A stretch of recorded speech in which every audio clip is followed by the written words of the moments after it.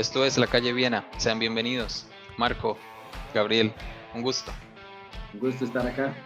Siempre es un gusto poder volver a conversar acerca de todo esto, de este programa. Muy bien. Y comenzamos. El COVID-19 y el manejo de esta situación por parte del Ministerio de Salud. Bueno, José, creo yo que el tema preocupante, que si lo vemos desde el punto de vista de Costa Rica, y que ha sido la misma situación que realmente enfrentan muchos países, es que no se ha abierto la posibilidad del debate, de analizar ideas, de analizar posiciones, porque inmediatamente en el momento que se ha intentado cuestionar la posición oficial del gobierno, ha sido inmediatamente imposible llegar a algún tipo de discusión sana, y se han traído abajo las ideas por conceptos tan cerrados como de que las personas son antivacunas, como de que hay teorías de conspiración, y bueno, de alguna manera han habido ciertas historias, especialmente en redes sociales, que no han colaborado con esto. Historias, por ejemplo, como cuando salió el tema de que la vacuna te magnetizaba los brazos y las piernas y demás. Eso realmente pues no ayuda a la conversación y al análisis de diferentes posiciones, pero ciertamente creo yo lo preocupante acá en Costa Rica y en otros países también ha pasado es la imposibilidad de simplemente cuestionar los actuales del gobierno, ¿verdad? Que en este caso. ¿Por qué se cierran tanto, digamos, a otros puntos de vista, a otros estudios? ¿Y por qué parece que quiere prevalecer la idea que ellos solamente tienen? Parece como que si ellos realmente tuvieran solo la verdad. Sí, eso sí, es interesante, porque bueno, si lo pensamos al final, el gobierno lo que ellos piensan es que ellos están a cargo de la salud, eso es lo que piensa el Ministerio de Salud. Entonces, para mí que el problema de que ellos tienen con, digamos, la demás gente, la gente a pie, es que ellos piensan posiblemente, y como todo lo piensa en todos los ámbitos del gobierno, que si dejamos que los ciudadanos empiecen a cuestionarse, que empiecen a pensar en las medidas y a tomar las cosas en manos privadas, digámoslo así, va a haber el problema de que la gente va a llegar a hacer cosas que van a terminar afectando mayormente a la población, y ciertamente está esa posibilidad. Pero entonces, la razón por la cual creo yo que ellos hacen de todo esto y también no se abren tanto al debate es porque, pues, ellos están aquí en su podio, digamos, de la expertise, ¿verdad? Ellos son los expertos, y por lo tanto, la gente que al final va a cuestionar es gente que está yendo en contra de los expertos. Y como hagámoslo con un spoiler, porque tengo un artículo que viene para el blog de La Calle Viena hablando exactamente sobre eso, porque de cómo ahora la idea de la ciencia, porque lo que nos van a decir ellos es que los expertos del Ministerio de Salud son los que tienen la ciencia, pero por lo menos, y de lo que vamos a hablar en ese artículo, es que los grandes hombres de la ciencia siempre fueron los raros que estaban cuestionándolo todo.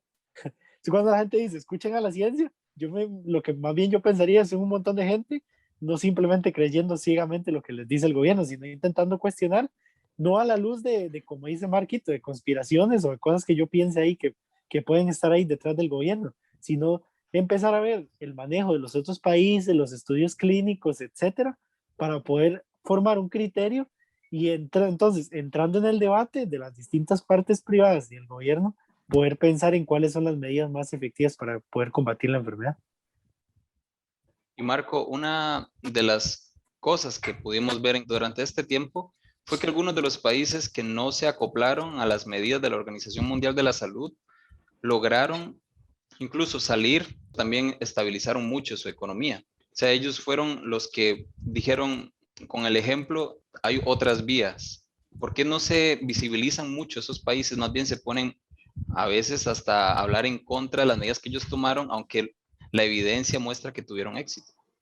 Sí, efectivamente, José. Lo que pasa es que mucho de lo que se ha visto en el manejo de la pandemia es más político que científico.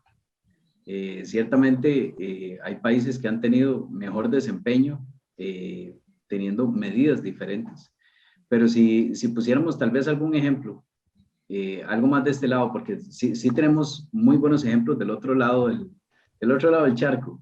Pero del lado acá de las Américas, a mí de alguna manera me gusta hacer referencia a Estados Unidos, porque Estados Unidos suele guardar estadísticas de prácticamente todo. Y a la hora de analizar datos, ciertamente es bastante valioso tomar como referencia a Estados Unidos.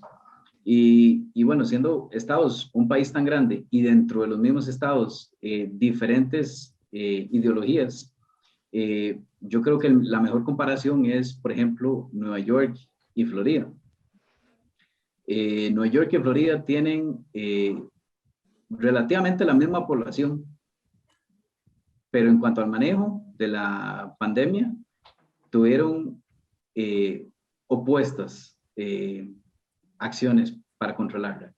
Y si a eso vamos, el estado de Nueva York fue el que mandó a cerrar todo, el que mandó a encerrar a todo el mundo. Florida con cierta restricción mantuvo los negocios funcionando, fue el de los primeros estados en abrir nuevamente todo a funcionar. En la actualidad, si tú conversas con personas de la zona, te van a decir que realmente todos los negocios están funcionando.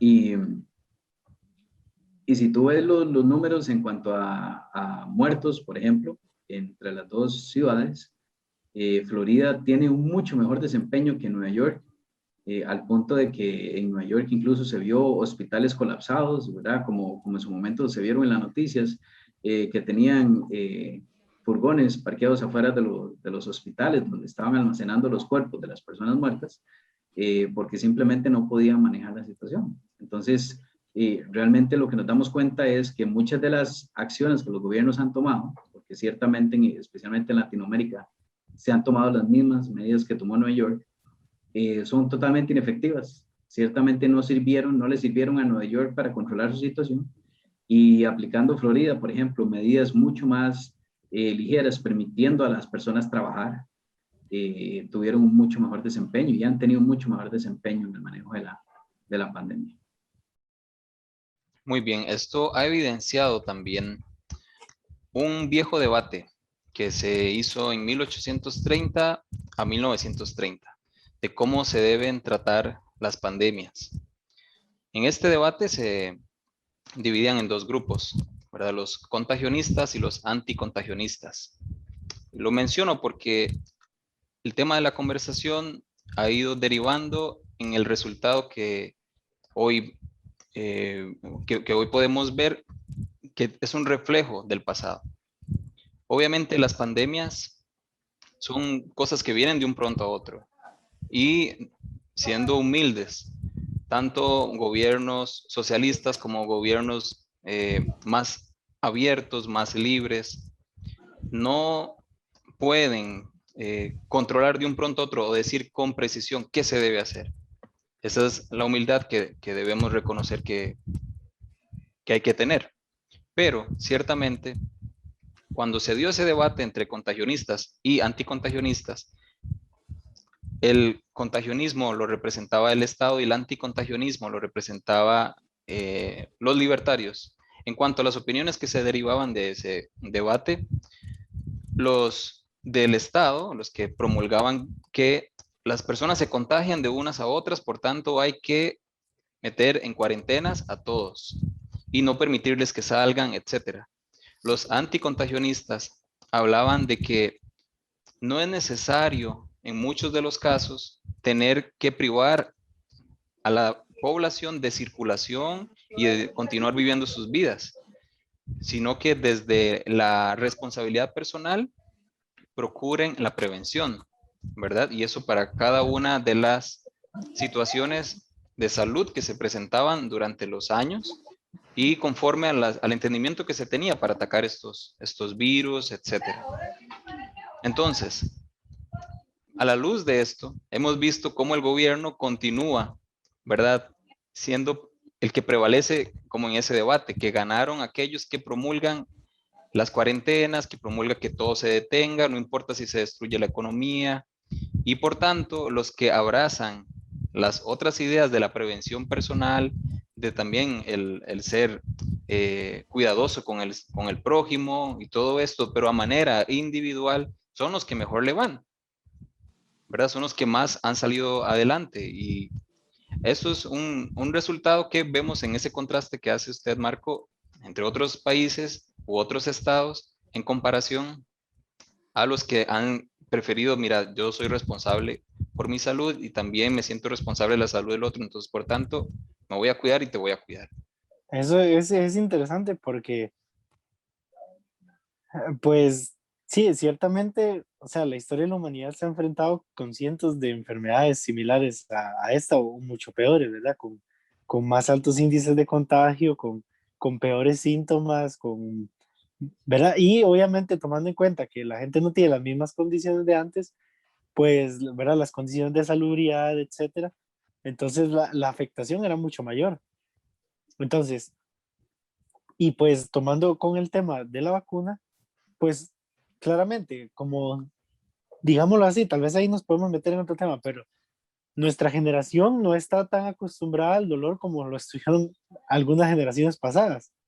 Entonces, nuestra generación está tan cómoda, digamos, en este momento, que cuando viene algo que le empieza a quitar esa comodidad, que verdad que los vuelve incómodos, entonces ya brincan y reaccionan muy rápido. A diferencia de antes, donde la gente, ¿verdad?, tendía a pasar guerras y otras enfermedades, ¿verdad?, de formas más comunes. Entonces, creo que el problema con todo esto es que la reacción ha sido una reacción demasiado exagerada, creo yo, para, para lo que afecta a la enfermedad.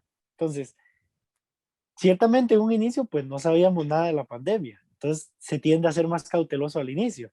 Si usted, es como cuando alguien se le acerca a un perro. Si usted se le acerca a un perro que usted no conoce, usted se le acerca con cuidado. Y usted tiende ahí como que usted va tanteando para ver cómo va a reaccionar. Si usted ve que el perro empieza a reaccionar bien, entonces usted le va agarrando ya hasta que usted ya le agarra confianza y ya empieza a jugar con él. Hago esta analogía porque lo mismo pasa con esto. O sea, a un inicio vino la pandemia y pues no sabíamos cómo reaccionar. Entonces, van a haber medidas que se van a tomar, obviamente, de manera reaccionaria, pero con el pasar de los meses, pues iban a tener datos, y especialmente ya en el siglo XXI, o sea, se van a empezar a recopilar datos necesarios para poder empezar a entender un poco mejor cómo empezar a tratar esto. Y cuando, entonces, lo que se decía, y yo me acuerdo que antes de que existiera la vacuna, lo que se decía era, vamos a esperar a la vacuna y cuando llegue la vacuna, todo se va a solucionar. El problema es que llegó la vacuna y siguen las restricciones, sigue toda la problemática y no vemos como que haya un avance en el tema, excepto, como bien dijo Marco, cuando uno ve, hay varios estados en los Estados Unidos, hay varios países que sí, digámoslo así, cumplieron lo que habían dicho. En el momento en el que tengamos la vacuna, empezamos a vacunar a todo el mundo y listo, esto se acabó. Y sí lo han empezado a hacer. Hay países donde la gente ya anda sin mascarilla, donde la gente ya anda libremente. ¿Por qué? Porque ya, no, ya tienen la vacuna, mucha gente se contagió, ¿verdad? Entonces ya se trata todo de una manera más sencilla, ¿verdad? Y la otra preocupación, pues claramente está en el hecho de que venimos probando una vacuna, porque realmente lo que estamos haciendo es probarla, no, para la gente que está en el mundo farmacéutico y todo, o sea, cuando se prueba una droga se toma tiempo, se hacen varios estudios controlados para poder saber las afectaciones que tiene ese medicamento a corto, mediano y largo plazo.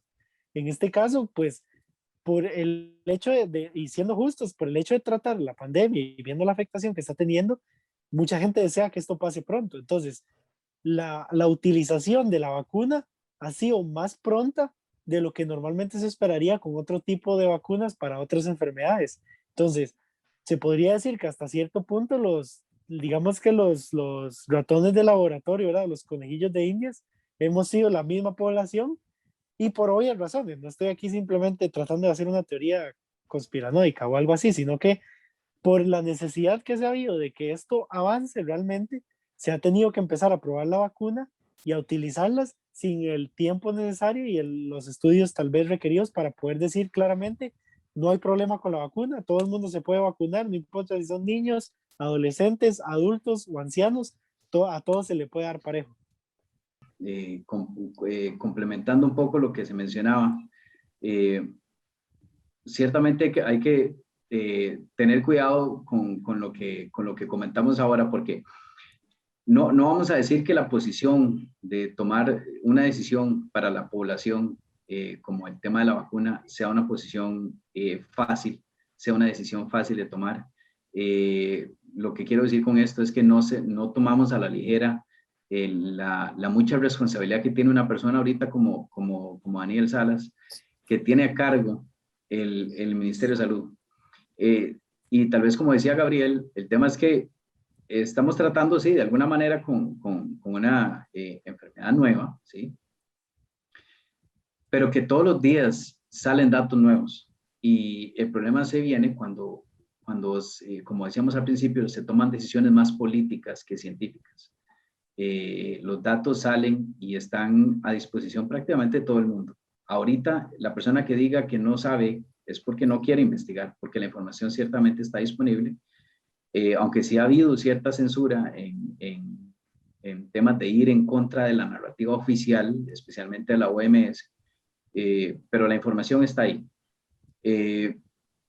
Hay estudios, e incluso acá les vamos a dejar en los comentarios y demás, en la descripción, les vamos a dejar los links para que las personas los puedan ir y revisar por sí mismos, porque ciertamente acá no somos médicos, pero la información está disponible para cualquier persona que quiera tener acceso a ella.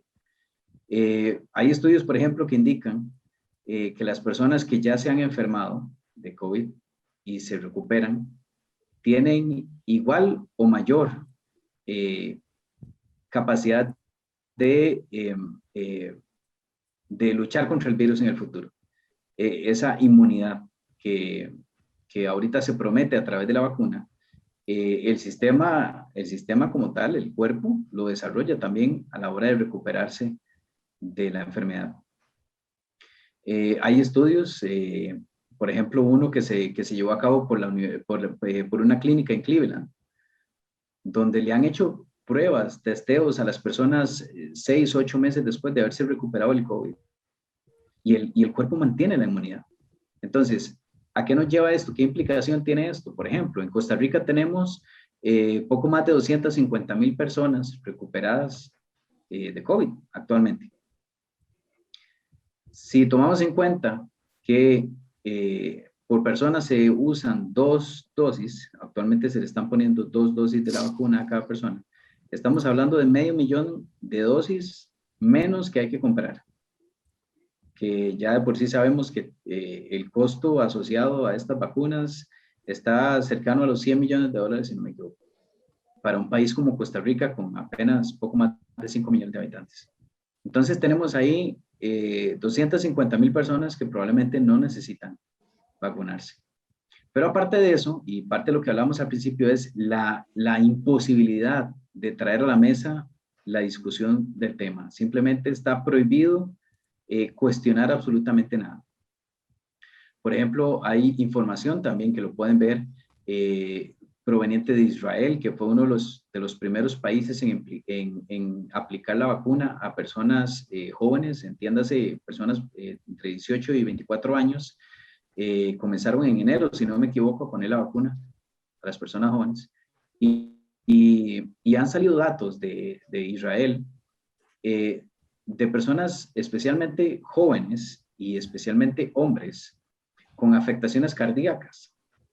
Y a lo único que lo pueden asociar ahorita es a la vacuna, es a personas jóvenes que se han puesto la vacuna. Esa misma información se está replicando en Canadá, en Estados Unidos, en Alemania, y no estamos hablando de instituciones X, estamos hablando de que la información la está confirmando la CDC, que es la institución en Estados Unidos que analiza las enfermedades. Ciertamente, el tema es que la imposibilidad de traer estos temas a la mesa, Josué, ese es el problema, y especialmente en Costa Rica es totalmente inaceptable venir ahorita con cualquier teoría que vaya en contra de la narrativa del gobierno, aunque uno no necesariamente esté diciendo que se esté haciendo un mal trabajo buscando la vacunación de las personas.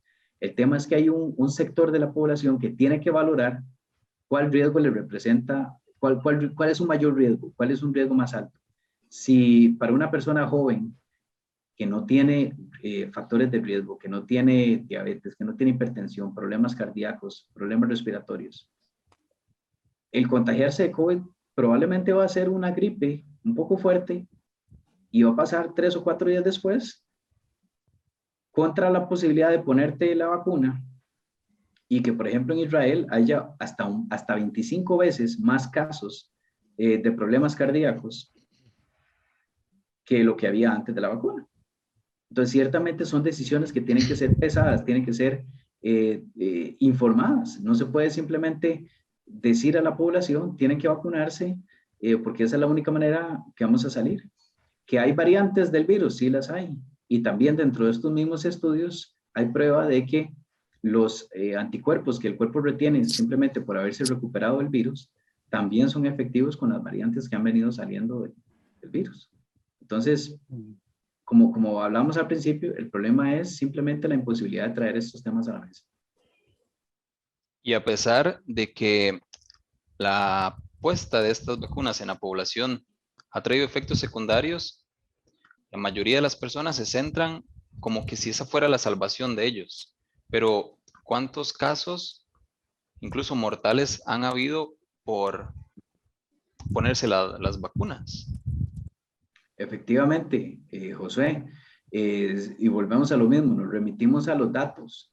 El sistema que usa Estados Unidos para controlar las afectaciones por las vacunas, y ya ahí no estamos hablando solo de vacuna del COVID, estamos hablando de las vacunas en general, muestra que, por ejemplo, en un lapso de 5 años, hubieron un poco más de 2.500 muertes asociadas a todas las vacunas anteriores. Y desde que inició la vacunación en Estados Unidos a la fecha, un lapso aproximadamente de 6 meses, han habido más de 5.500 muertes asociadas a la vacuna del COVID-19. Entonces, estamos hablando de que en una décima del tiempo han habido más del doble de muertes asociadas a la vacuna. Pero es información que no sale a la luz. Es información que para personas que somos amantes de la libertad y la información, es información que la población necesita tener para tomar una decisión informada. Y sí, efectivamente, las personas tienen que tener la autonomía de decir, me la pongo o no me la pongo. Y eso no tiene que implicar a futuro el poder volver a tener una vida normal, especialmente si son personas que ya se han recuperado de la enfermedad. Y hablando de eso, Marco es uno de los sobrevivientes de este virus, él junto con su familia. Entonces, Sí, puedes correcto. hablar desde la experiencia. Sí, correcto. Más o menos en septiembre, octubre del año pasado, yo me contagié y toda mi familia conmigo, mi esposa, mis dos pequeños. Yo tengo un hijo de casi 4 años y uno que recién acaba de cumplir 1 año.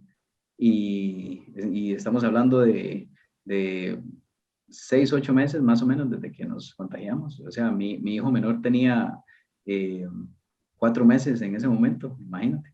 Eh, pero ni mi esposa ni yo contamos con ningún factor de riesgo, más allá de que los dos somos asmáticos. Y ciertamente nos recuperamos con normalidad. Fue una gripe un poco fuerte, sí. Y yo sé que tal vez este no es el caso de todo el mundo, Josué, y yo sé que se ha hablado mucho de cómo los casos de jóvenes han ido en aumento por ejemplo, en las hospitalizaciones. Y si tú me preguntas, Josué, creo que esta es una manera de crear alarmismo innecesario en la población. Porque sí, a pesar de que han habido personas jóvenes que han caído hospitalizadas por el virus, ciertamente no es una mayoría. Estamos hablando de que la tasa de mortalidad sigue siendo sumamente baja.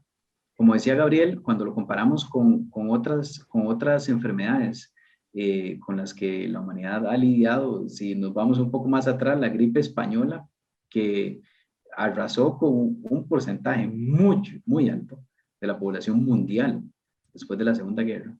Pero sin irnos tan atrás, este virus con el que actualmente lidiamos, el COVID, es conocido como el SARS-CoV-2, porque la versión 1, que fue el coronavirus que tuvo problemas en Medio Oriente, que se soltó en Medio Oriente, tenía una tasa de mortalidad por encima del 15%. O sea, si estuviéramos hablando si estuviéramos tratando con una enfermedad así, probablemente muchas de las medidas serían un poco más entendibles, un poco más justificadas, pero no es con lo que estamos lidiando ahorita. Estamos lidiando con una enfermedad con una tasa de mortalidad muy baja, que no justifica ciertamente que estemos incrementando exponencialmente los índices de pobreza, los índices, la cantidad de personas que cometen suicidios. O sea, ciertamente son datos que no están siendo traídos a la mesa para que la gente sepa con lo que se está lidiando. ¿Las medidas que se ponen han dado resultado? Ok. Sí, yo creo que yo puedo abordar eso, digamos, desde dos puntos. Lo primero, con respecto al tema que hemos venido hablando sobre el tema del debate, y eso ya es ya una cuestión de la situación nacional, uno de los grandes problemas de Costa Rica, y eso será para otro programa, pero uno de los problemas de Costa Rica es que este país lleva mucho tiempo viéndose como un país, como una maquila gigante, así le digo yo. ¿A qué me refiero con eso? Una de las razones por las cuales no se abre el debate es porque aquí no tenemos, aparte, digamos, unas cuantas universidades, toda una cultura de, de investigación, digámoslo así. Aquí no se ven inversiones en laboratorios de investigación porque se cree que todo eso lo tiene que hacer el gobierno, a diferencia, digamos, como lo vemos en otros países donde hay mucha investigación por parte del sector privado.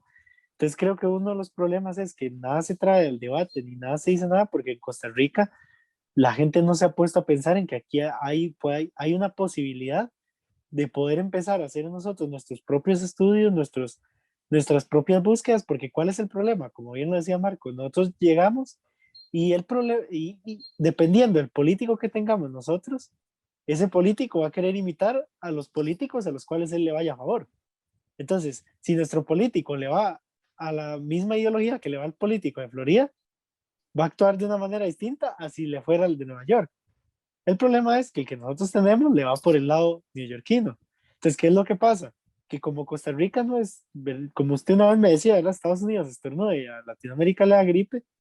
El problema es que Costa Rica, en vez de ponerse a pensar en factores como, por ejemplo, los niveles de pobreza que pueden afectar la alimentación, entonces la salud de las personas, el clima, la inmunidad de las personas y otras cosas, y empezar a tomar, a realizar estudios para poder tomar una decisión más sabia, lo primero que hace es copiar lo que hacen los países grandes. Entonces, no importa que Nueva York tenga un clima totalmente distinto, donde la población de Nueva York es una población sumamente enferma, los casos de diabetes, hipertensión y obesidad están disparados por los cielos, entonces los contagios van a ser muy distintos a los que los van a hacer acá, o en países donde la gente está mucho más saludable.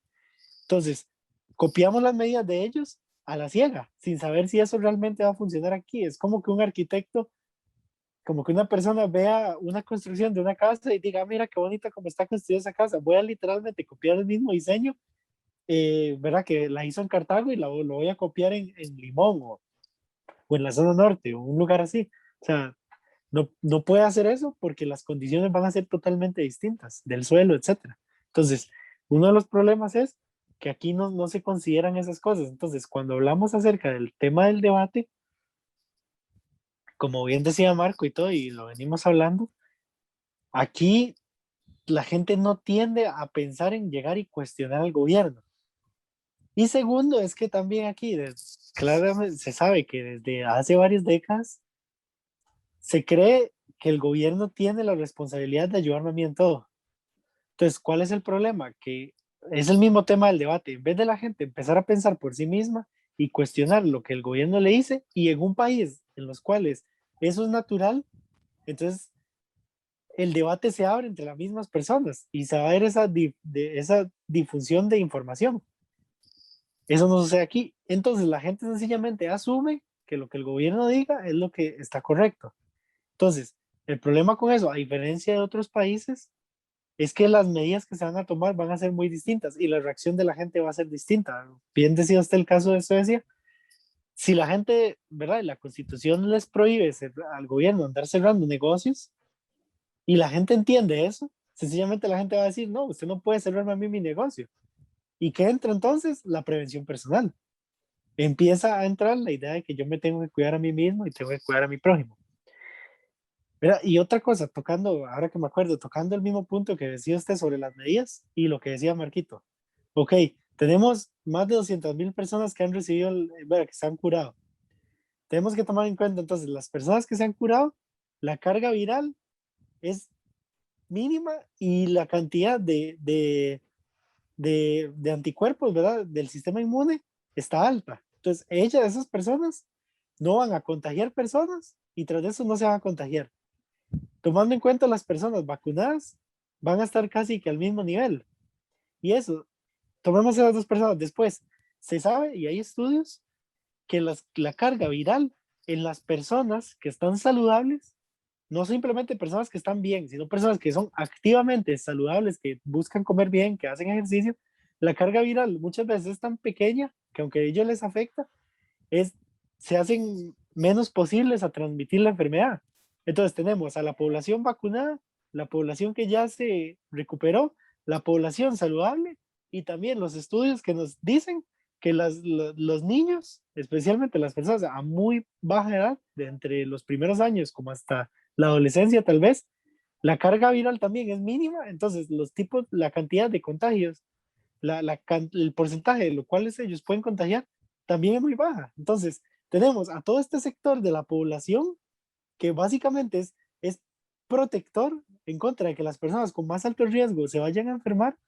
Entonces, todos esos datos que ya están saliendo a la luz no se están discutiendo, no se le está diciendo a nadie. Entonces, tomamos medidas como, por ejemplo, si sabemos que una dieta balanceada y un buen ejercicio pueden ayudar a favor de, ¿verdad? A la prevención del COVID-19, cuando vienen las restricciones que hacen, cerramos parques y cerramos gimnasios. ¿Por qué? Porque las decisiones se toman de manera política, no científica. Aquí, cuando ellos dicen los expertos y la ciencia nada. Ellos toman decisiones políticas. Entonces, cerramos gimnasios, cerramos parques, la gente no se ve motivada a hacer ejercicio y hay un estudio, de hecho, y los links van a estar, como dijo Marco, la gente se ha vuelto más sedentaria durante las cuarentenas. Entonces, si uno de los grandes factores de riesgo es ser sedentario, más bien lo que está haciendo el gobierno es promoviendo a que la infección se propague. Y después, otra medida que es ridícula es encerrar a los niños en sus casas. Y dicho sea de paso, para tirarla por ahí, tanto que hablaban mal del homeschooling y ahora quieren tener a todos los niños en la casa. Entonces, se están contradiciendo ellos solos. Pero bueno, ellos vienen y cierran las escuelas. Y hay estudios que demuestran que la carga viral en los niños es muy pequeña, entonces los contagios se dan principalmente entre los adultos, no entre los niños. Entonces, ¿por qué vamos a encerrar a los niños si no los vamos a mandar a la escuela si los estudios dicen totalmente lo contrario? Entonces, el ser saludable lo prohibimos, cerrando gimnasios y cerrando parques. Y los que menos pueden transmitir la enfermedad, que son los niños, los mandamos a cerrarse en la cárcel porque no queremos que estudien. O sea, si yo fuera conspiranoico y estamos hablando de esto, del debate, yo diría que quieren encerrar a los niños en la casa para que no estudien y todos nos volvamos tontos. Pero eso no lo voy a decir. Bueno, ya lo dije, pero o sea, a, si yo fuera conspiranoico creería eso, pero sencillamente se toman decisiones políticas y no se toman decisiones en base a la ciencia. Marco, una de las cosas que podemos notar también cuando hay crisis es que algunos gobiernos totalitarios se aprovechan de la situación para ser más dependientes a sus ciudadanos prohibiendo el comercio o prohibiendo incluso las interacciones. ¿Cómo esto se ha evidenciado en nuestro país? ¿Y crees tú que ciertamente se avancen en cuanto a que luego se atropellen más libertades, por ejemplo, como la propiedad privada y el incentivo incluso del ahorro, la inversión y demás, como va decayendo, haga que el gobierno se endeude más para poder tratar de ayudar a los ciudadanos? Bueno, eso es que ciertamente ahí es donde tenemos que volvernos un poquito más críticos y más maliciosos, especialmente los ticos, porque hay muchas cosas que están en juego. Por ponerte un ejemplo, la información médica siempre siempre ha sido secreta, siempre ha sido información que le pertenece a la persona y no es información que está a disposición de cualquiera ver. Yo no puedo ir a ver tu expediente médico como tú no puedes ir a ver el mío. Sin embargo, estamos hablando ahorita, y no solo acá en el país, sino se está hablando a nivel internacional de la posibilidad de pedir certificación de vacunación, por ejemplo, para volver a clases, para viajar. El problema es que a lo largo de la historia confirma que los gobiernos con mucha facilidad se vuelven totalitarios. Olvidamos que gobiernos como el que tenemos acá en Costa Rica toman muchas veces decisiones basados en la presión que reciben de ciertos grupos que tienen interés específico de que el gobierno actúe de X o Y manera. Entonces, aunque a mucha gente no le agradaba el personaje, pero como lo dijo Trump, el expresidente Trump en su momento, él decía que la cura no nos puede resultar peor que la enfermedad. Aquí en Costa Rica, la afectación económica, los comercios, ha sido abismal. Basta con dar una pequeña caminata por el centro de San José y ver la cantidad de locales cerrados o con rótulos de se alquila. Y eso no es un efecto solo en San José, claramente. Es algo que podemos replicar en todo el Valle Central. Pero estamos hablando principalmente de la capital, ¿no? O sea, donde usualmente se concentra el fuerte del comercio del Valle Central. Y si tú vas por San José, te das cuenta que el comercio ha sido fuertemente afectado por las decisiones, partiendo desde el punto donde el gobierno es el que tiene la potestad de decir qué comercios son de primera necesidad y qué comercios no lo son, ¿no? Qué comercios son importantes, si lo pudiéramos catalogar de alguna manera similar, y qué comercios no lo son.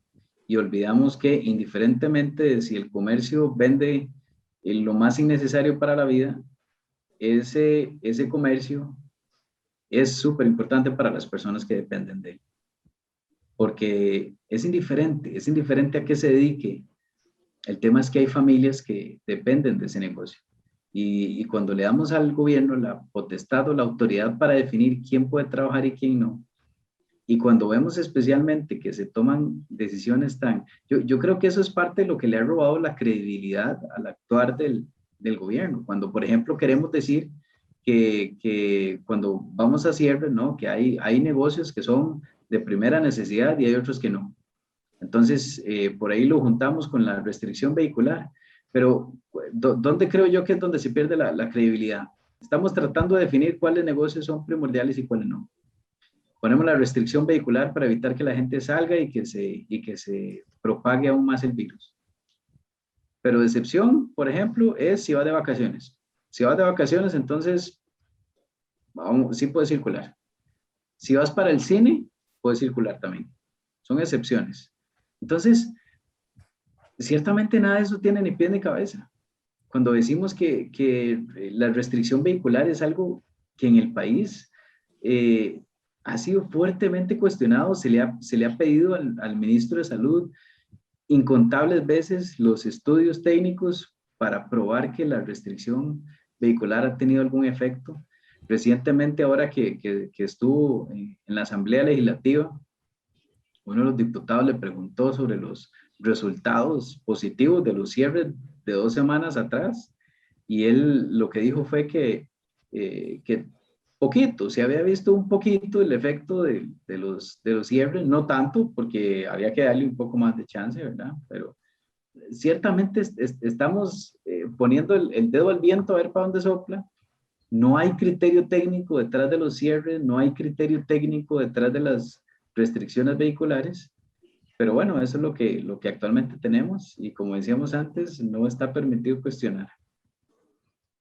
Marco, ¿y si una entidad ajena al Estado hiciera estos estudios, le daría razón al sentido común de las personas? Lo pregunto porque es la UCR la que hace los estudios que enfatiza a Salas. ¿Cuáles estudios, perdón?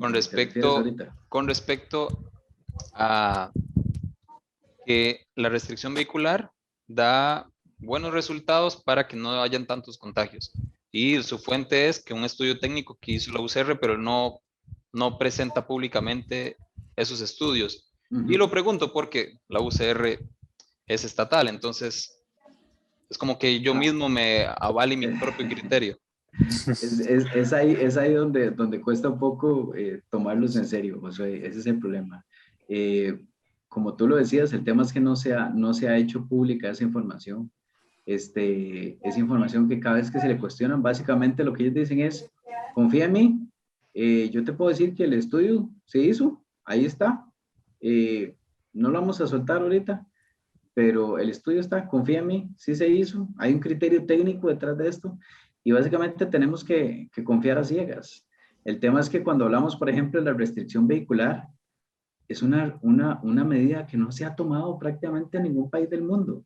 Hay uno que otro país que ha aplicado una medida similar, pero en la gran mayoría de países, y estamos hablando de países que han tomado en general medidas muy similares, pero la restricción vehicular no ha sido una de esas. Y eh, ha sido desaprobado por muchas entidades y ciertamente hay cuestionamientos. Recientemente escuchaba, por ejemplo, a José Joaquín Fernández diciendo, explicando desde su perspectiva por qué la restricción vehicular no funcionaba. Y él decía, bueno, ciertamente el tema es que eso no conlleva que la gente no salga, simplemente conlleva un reacomodo de su agenda. Si yo iba a ir al supermercado el lunes, ahora ya no voy el lunes, voy el martes, entonces igual estoy saliendo, no se está previniendo el, el, la expresión del virus. Él, por ejemplo, decía, si no existía restricción, yo era de las personas que solía ir al súper bien tarde para evitar que hubiera mucha gente. Ahora, como hay restricción, tengo que ir más temprano. Cuando hay más gente, entonces hay más riesgo de contagio. Hay cuestionamientos, Josué, que ciertamente son totalmente válidos y no necesariamente tienen que venir de un experto. El tema es que el término experto ha sido altamente prostituido y ahora cualquiera es un experto, pero cualquier persona puede hacer cuestionamientos que son totalmente válidos y no necesariamente tenés que tener un doctorado para hacerte cuestionamientos con respecto, por ejemplo, a la restricción vehicular, que ciertamente no ha traído ningún beneficio en cuanto a la prevención del contagio de la enfermedad. Y ciertamente la prepotencia que podemos ver en nuestro ministro hace que la falacia de la autoridad todavía sea más evidente en aquellos que llegan y dicen, usted no puede hablar del tema porque usted no sabe, ¿verdad? Entonces se hace como un tipo de deidad de la verdad aquel que la promulga, supuestamente. Y en base a esto, Gabriel, ¿tiene el Ministerio de Salud la responsabilidad de dictar las medidas que se han dictado o es otro su rol? Ok, sí, para tratar eso, digamos, como con pinzas, digámoslo así. Ok, si el Ministerio de Salud, por lo menos para lo que se creó aquí, es para cuidar la salubridad de las personas, igual, como siempre, hay que tirar preguntas para que ellos se empiecen a cuestionar. Si una de las descripciones de la OMS acerca de la salud también incluye la salud mental, no solo la física, no sé, porque claro, cuando usted tiene un salario tan alto y tiene un puesto fijo en el gobierno, tomémoslo en cuenta, el estrés que produce el desempleo, el estrés que produce no poder pagar las cuentas, el estrés que produce no poder comer o no poder disfrutar del estilo de vida que usted estaba disfrutando cuando tenía trabajo antes de la pandemia, el estrés de tener que estar encerrado en su casa, el estrés de no poder salir con sus amigos, el estrés que le generan los medios de comunicación. Primero, o sea, para tirarla, si se supone que el Ministerio de Salud está ahí para cuidar la salud de las personas y solo se está preocupando por la parte física y la parte mental le vale un bledo, como dicen, entonces, primero no está haciendo para nada su trabajo. Pero bueno, eso solo como para tirar ahí una picante. Pero si su labor es proteger la salud de las personas, veámoslo así, no tiene el por qué. Bueno, la gente va a decir, bueno, ellos tienen entonces la potestad de poder restringir ciertas libertades para poder promover la salubridad. El problema es que si lo hablamos así, de pura y mera manera utilitaria, igual está el argumento de mostrar los datos de que esas cosas no han funcionado. Pero si lo vemos de una manera ya a priori, basándonos en la ciencia económica y la ciencia política, pues es que él no tiene el rol de andar prohibiendo a la gente hacer las cosas. El Ministerio de Salud no tiene por qué andarle prohibiendo a la gente circular. Aquí se paga marchamo. Primero se paga un marchamo, que es un derecho. El derecho, pues no es un derecho. Usted está pagando. Es un servicio al final. Usted lo está pagando y ellos se lo restringen si ellos quieren o no. Entonces no es un derecho. Y segundo, el carro o el vehículo es propiedad suya, no es propiedad de Daniel Salas, no es propiedad de Carlos Alvarado, no es propiedad de la MUNI, no es propiedad de absolutamente nadie excepto suya. Entonces, porque ellos le tienen, porque ellos vienen a restringirle a la gente su libre circulación. Y después, o sea, cosas como prohibirle a la gente hacer fiestas en su casa. O sea, es que cuando se le dio, cuando los jueces dictaminaron la posibilidad de parar las fiestas, de allanar los hogares. O sea, yo dije, ¿qué? Aquí ya no es Costa Rica, esto es la Unión Soviética. O sea, yo me pregunto, o sea, el tico sencillamente deja pasar esas cosas porque, o sea, yo no sé cómo, o sea, es increíble que nosotros le permitamos al Ministerio de Salud, por más expertos que citen y toda la cosa, permitirle hacerle cosas como allanar mi propia casa, porque estoy haciendo una fiesta. O sea, es increíble, esas cosas usted solo los veía en la Alemania Oriental, o sea, en la Unión Soviética, en todos esos lugares, y todo se hace en nombre de la salud, o sea, no, el Ministerio de Salud, al final, ¿cuál es el problema? Y volvemos al mismo tema, como el Ministerio de Salud es un monopolio sobre la salubridad tica, ¿verdad? Ellos tienen el monopolio sobre la salud, porque alguien va a decir, no, pero existen los hospitales privados, etcétera. Al final todo es regulado por la caja, todo es regulado por el Estado, entonces la caja tiene el monopolio, el Ministerio de Salud tiene el monopolio sobre la salud en el país. Entonces, ¿cuál es el problema? Que ellos son la última entidad de autoridad. Y si yo cuestiono la última entidad de autoridad, entonces, ¿cuál es el problema? Ellos tienen a los policías, ellos tienen al poder estatal. Entonces, ellos van a darse el lujo de que por más que yo los cuestione con datos científicos y lo que ellos dicen es A, eso va a ser A. Entonces, a esas personas que nos escuchan, ¿qué les recomendaríamos ahora nosotros desde el punto de vista de la ciudad de la libertad, con datos genuinos? ¿Qué les recomendaríamos que ellos ahora hagan, piensen, incluso comenten con otros?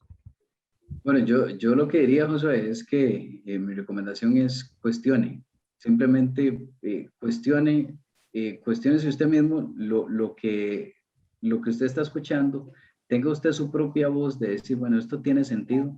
Este tema de la restricción, porque José, si a eso vamos, yo estoy seguro que la gran mayoría de la población tiene como mínimo dudas con respecto a los resultados de las medidas de restricción que se han aplicado. Como mínimo, tienen dudas.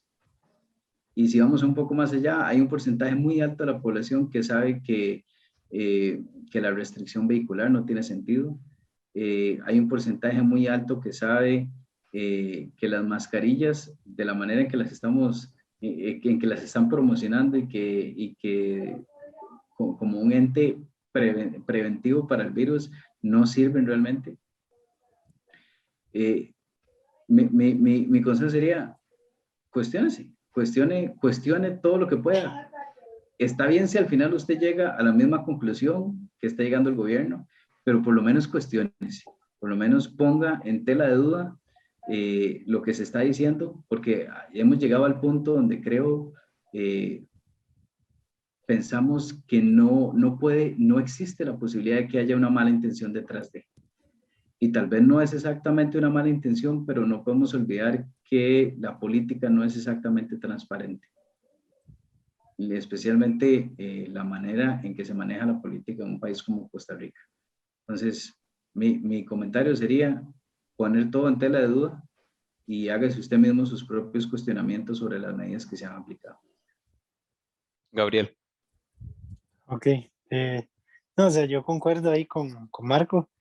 O sea, al final aquí todos tienen su libertad para opinar y para creer en lo que ellos quieran. Entonces, lo que la gente debería estar haciendo, como bien dijo Marco, es sencillamente cuestionándose. O sea, preguntarse si las medidas y las cosas que están haciendo están correctas o no, ¿verdad? Y si se llegan a conclusiones distintas a las que nosotros llegamos, pues se puede entonces abrir el debate.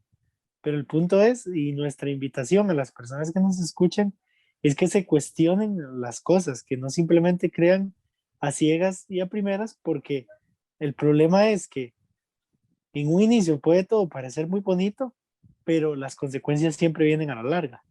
Y entonces eso es lo que no queremos. Al final, la razón por la cual nosotros hacemos todo esto es porque queremos una cosa, queremos por lo menos promover no solo las ideas de la libertad, sino también promover el, digámoslo así, el crecimiento intelectual de la gente, no porque nosotros seamos unos súper intelectuales, sino porque sencillamente no somos personas que nos gusta cuestionar, nos gusta aprender. Y nuestro deseo es compartir ese deseo con la gente y que así la gente entonces también se haga las preguntas, cuestionen, ¿verdad? Busquen la información, porque hoy vivimos en la época de la información. Los estudios médicos se publican, ¿verdad? En muchos casos hay canales de YouTube, hay podcasts en las redes sociales, o sea, en todo lado la información se divulga. Entonces, hay mucho para aprender. Entonces, nuestra invitación a la población y a la gente que nos escucha es investiguen. Eso es lo que yo les diría, ¿verdad? Cuestionen e investiguen. Hemos nosotros hablado desde una razón meramente para ir en contra de lo que dice el presidente o su ministro porque no nos gusta manera intelectual o manera ideológica, o es algo más que tiene que ver con el pensar de muchos. Esto ha sido La Calle Viana. Gracias.